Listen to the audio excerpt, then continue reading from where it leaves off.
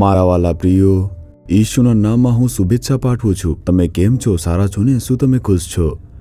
શું તમને આ જગ્યાએ ધ્વજસ્તંભ દેખાય છે?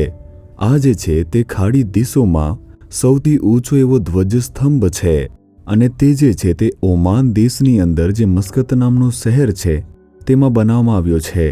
તેઓએ તેની આસપાસ એક સુંદર બગીચો પણ બનાવ્યો છે। તે જોવામાં ખૂબ જ સુંદર છે। બીજી બાજુ એક મોટો મુખ્ય રસ્તો છે। આપણે ત્યાં હંમેશા ગાડીઓ ફરતી હોય છે તે જોઈ શકીએ છીએ।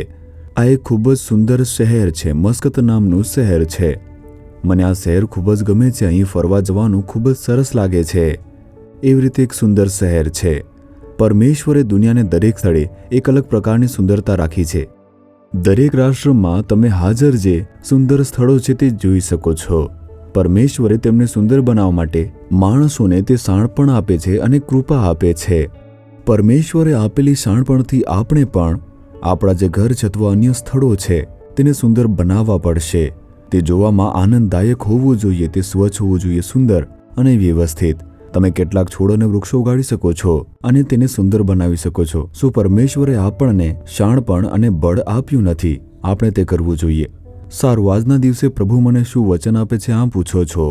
યશાયા તેનો 51મો અધ્યાય તેની 22મી કલમ જુઓ। મેં તમારા હાથમાંથી તમને લથડિયા ખવડાવનાર કોપનો પ્યાલો લઈ લીધો છે, આમ પ્રભુ કહે છે। કોઈ કાર્યની અંદર તમે લથડિયા કરો છો। મારું મન તો એકદમ ધ્રુજી રહ્યું છે। મને ખબર નથી કે શું કરવું। તમે આમ કહી રહ્યા છો। હું તેના વિશે વિચારું છું તો મારું મન મૂંઝાઈ જાય છે। શું આવી રીતે કહો છો? આવી એક ધ્રુંજારી હૃદયની અંદર બિલકુલ શાંતિ નથી। જ્યારે તમે વાસણમાં થોડું પાણી રાખો છો, જો તે ખસેડવામાં આવે તો તે ત્યાં જ રહેશે, પરંતુ જો તમે તેમાં પથ્થર નાખો છો તો વાસણ ધ્રુજવા લાગશે। જો તમે તેને હલાવશો તો તે ધ્રુજવા લાગે છે ને? શું તમારું હૃદય એવું છે? મારું હૃદય ધ્રુજે છે આમ કહો છો? આ સમસ્યા, આ સંઘર્ષ, આ બાબતના કારણે હૃદય ધ્રુજે છે। પ્રભુ કહે છે કે મેં તમારા હાથમાંથી લથડિયા ખવડાવનાર પ્યાલો લીધો છે। દીકરા, તું ડરીશ નહીં, દીકરી તું ડરીશ નહીં। હું આ પરિસ્થિતિ બદલી નાખીશ। તે શાંત થઈ જશે। જે શાંતિ છે તે ચોક્કસ આવશે અને તેથી જ તે ધ્રુજારી દૂર થઈ જશે, મૂંઝવણ દૂર થઈ જશે અને તે શાંતિ પરમેશ્વર તમને ચોક્કસ આપવાના છે।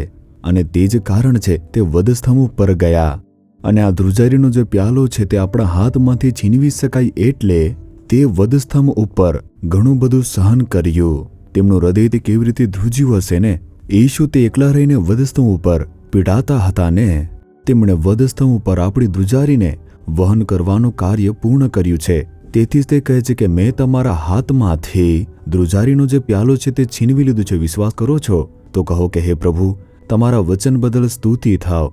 મારું હૃદય તે ધ્રુજતું રહે છે, મારું જીવન તે ધ્રુજતું રહે છે પ્રભુ, પરંતુ જેમ તમે વચન આપ્યું છે આ પાત્રને, આ પ્યાલાને કૃપા કરીને મારા હાથમાંથી તમે દૂર કરી નાખો, ઈશુના નામમાં। આમેન, આમેન। જીસસ રીડીમ્સ ગુજરાતી યુટ્યુબ ચેનલને સબસ્ક્રાઇબ કરો। દરેક નવા કાર્યક્રમની માહિતી મેળવવા માટે બેલ આઇકન પર ક્લિક કરો।